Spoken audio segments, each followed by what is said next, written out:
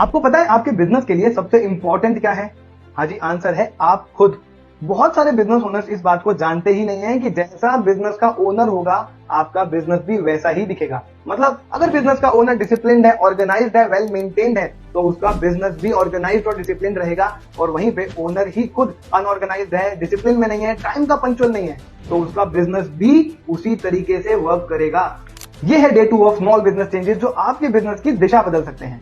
आप as a owner सबसे पहले तो अपने ऑफिस में अपने खुद के काम का एक शेड्यूल बनाइए। आपको पता होना चाहिए आप इस वीक में इस दिन कौन कौन से काम करने वाले हैं और इन कामों को इनकी प्रायोरिटी के हिसाब से नंबर्ड कीजिए। मतलब सबसे पहले वो काम करना है जो टॉप मोस्ट प्रायोरिटी का है और सबसे लास्ट में वो काम जो सबसे कम प्रोडक्टिव है और ना करें तो भी चलेगा। फिक्स कीजिए कौन सा काम कब होगा, मंडे कौन सा करना है, ट्यूसडे को क्या करना है, वेडनेसडे को बैंक में मीटिंग करनी है, थर्सडे को आपके वेंडर्स के साथ बात करनी है, फ्राइडे को पैकेजिंग वालों के साथ। आपका एक एक दिन आपके स्केड्यूल के हिसाब से फिक्स होना चाहिए। इससे होगा क्या, आप जो ओवरवेल्म करते हैं काम में, आपको समझ नहीं आता कि आपका टाइम कहाँ चला जाता है। सबसे पहले तो वो आपको समझ आने लग जाएगा। आपको पता चलेगा कि दिन के 10 घंटे में से एक्चुअल प्रोडक्टिव काम तो सिर्फ 4 घंटे ही होता है, बाकी 6 घंटे तो सिर्फ इधर उधर की बातें होती है।